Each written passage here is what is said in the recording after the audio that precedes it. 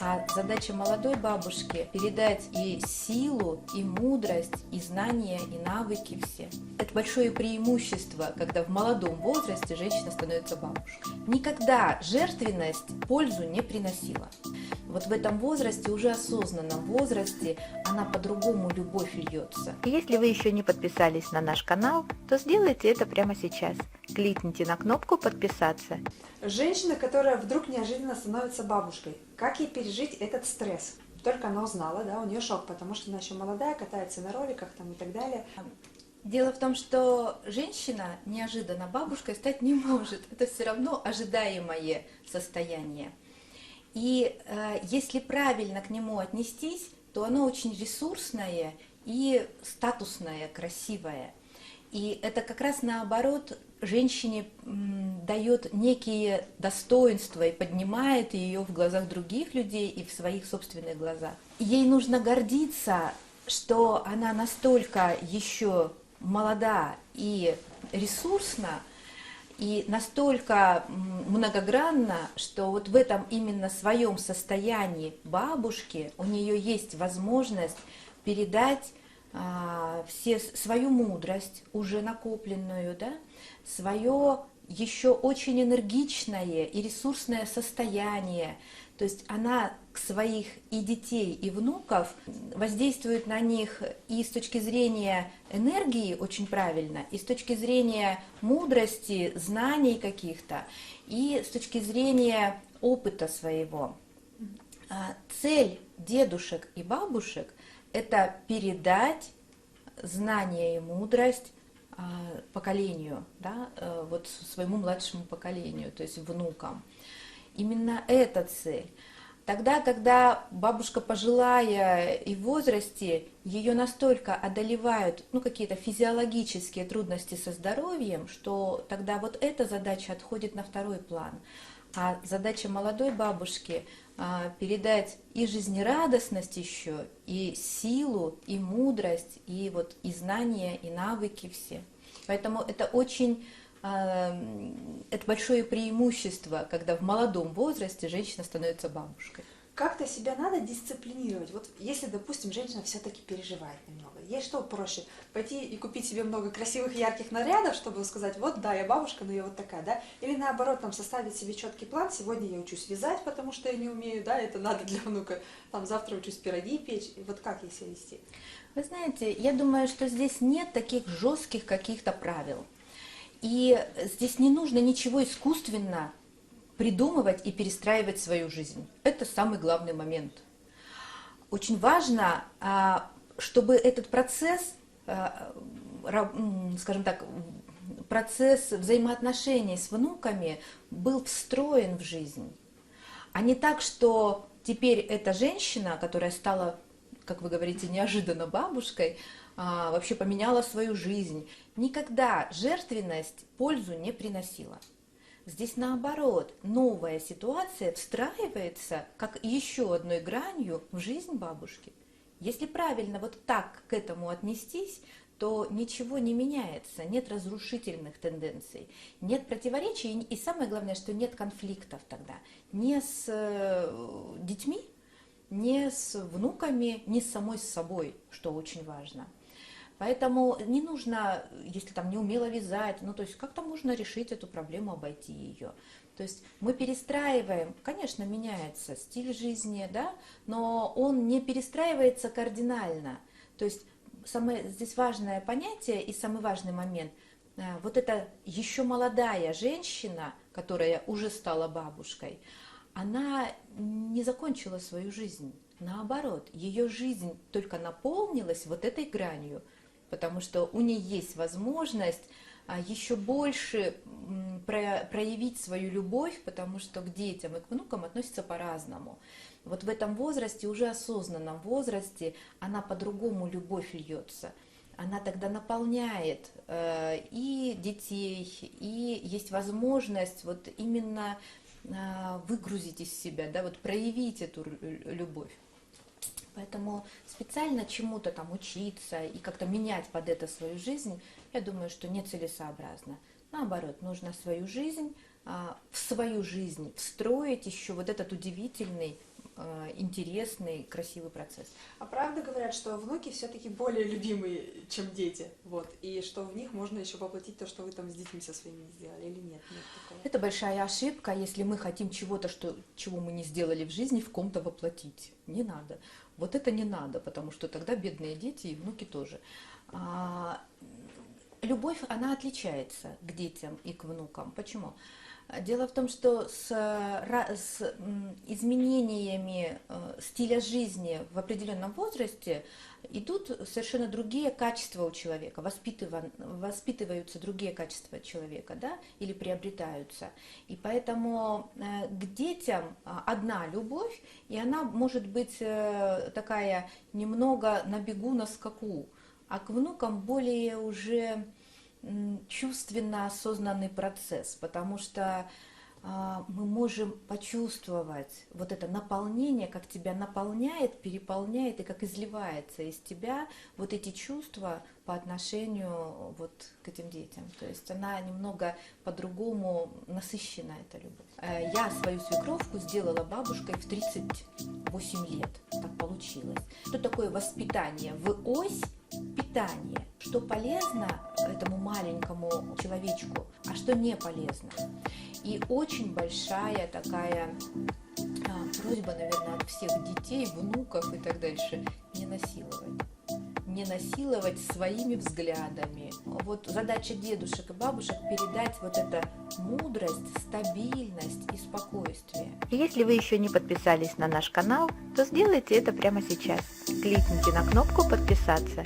Как устроить так свой процесс, да, чтобы и помогать, потому что невозможно не помогать, и не уставать на работе? Вот есть какие-то советы? Да. Первое, что очень важно помнить и знать, что бытовое распределение обязанностей, оно должно оговорено быть. Это очень важно, за что отвечают какие-то другие привлеченные люди к этому процессу. Первый момент. Второй момент. Не взваливать на себя все, что можно взвалить.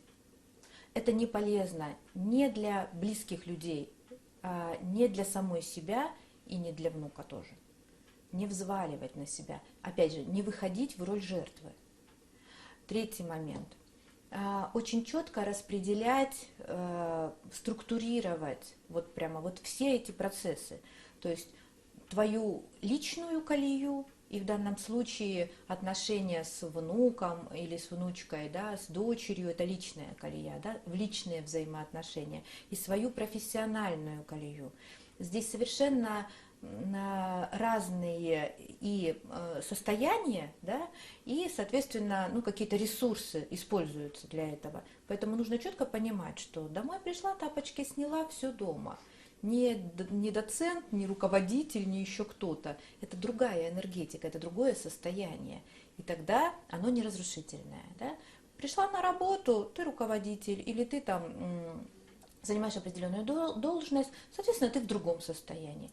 Вот эта правильная и быстрая переключка, вход и выход, да, помогает сохранять собственные ресурсы, не приводить себя в состояние разрушения, там какой-то вот уже совсем уставшей и измотанной всеми многозадачностью женщине. Потому что первое, о ком нужно помнить, о себе. Потом все остальное. Часто бывает такая проблема, что мамы, бабушки теперь, да, они же нас воспитывали по одному, да, потому что, было другое время, другие возможности и так далее. Сейчас в век современных технологий у них могут не совпадать мнения, да, с дочерью. То есть и дочери будет казаться, что мама там со своими советами, вот эти, они уже все устарели. Как вот этих конфликтов избежать? Потому что мама очень часто такая гиперлюбовь получается у них. Да, для того, чтобы правильно выстроить взаимоотношения между поколениями, во-первых, очень важно жить все-таки на разных территориях. Почему? Потому что я должна устанавливать правила своей собственной жизни. Не кто-то мне, да? Не мама, не наоборот дочь маме, да? Вот. А я сама должна эти правила устанавливать. Первый момент. Второй момент. Обязательно надо разговаривать и договариваться, что такое воспитание в ось питания. И тогда мы вместе решаем, что полезно этому маленькому человечку, малышу, а что не полезно. Например, гиперопека не полезна, да? А отсутствие заботы тоже не полезно. И как находить вот этот баланс? Нужно договариваться, нужно разговаривать. И третий момент, очень важно всем выйти в состояние взрослого. Есть у каждого человека 3 транзакции. Это ребенок, взрослый и родитель. Родитель, он действует из страха и контроля. Он постоянно поучает, научает, да, учит. А ребенок, он живет из состояния такого чувственного, да, либо жалость, либо вина, ну, может быть, страх, да, он постоянно либо требует, либо каким-то образом эмоционирует, да? А вот взрослый, он как раз не имеет вот этот невротический цикл страх, вина и жалость. Он реально видит ситуацию и исходит из состояния оптимума, минимум ресурсов, максимум результата. Вот. Так вот, когда идет взаимодействие из состояния взрослого, то мы все хотим, чтобы нашему ребенку было хорошо. И давайте вместе будем тогда обсуждать, да, каким образом это хорошо, что могу я, да, дать ребенку, а что можешь ты. И, соответственно, тогда будет совершенно гармоничное вот такое взаимодействие во всей семье. Могу из личного опыта добавить, да, я свою свекровку сделала бабушкой в 38 лет, так получилось, достаточно рано. И совсем недавно от своего уже взрослого сына я узнала, что, оказывается, в детстве бабушка его водила в храм, научила причащаться, да, и вот этим каким-то традициям, которые у нас были утеряны, да, у нашего поколения, а там они соблюдались. И сейчас я ей очень за это благодарна. Основная цель бабушек и дедушек — передать мудрость и передать традиции. Потому что родителям, особенно молодым родителям, наверное, это сделать сложно. Во-первых, суеты много, а во-вторых, много каких-то еще тех процессов познавательных, которые, в связи с возрастом познаются, да? Вот. И поэтому вот задача дедушек и бабушек — передать вот это мудрость, стабильность и спокойствие. И, конечно же, любовь. Если мы совместно будем давать малышу любовь в большом количестве, то вырастет самодостаточный, здоровый, психологически здоровый человек. Что такое психологическое здоровье? Это когда человек легко выживает в социуме, легко адаптируется в нем, легко понимает при любых кризисах, при любых ситуациях, да, какие вещи можно делать, какие нельзя, да, то есть с некой зрелостью, с такой. И очень большая такая просьба, наверное, от всех детей, внуков и так дальше: не насиловать. Не насиловать своими взглядами, своими убеждениями, да, то есть разные поколения, всегда есть вот эта дельта разности поколений, и нужно это принимать, учитывать, воспринимать и, безусловно, то есть давать вот этот допуск, что могут быть другие мнения и другие взгляды на тот или иной процесс.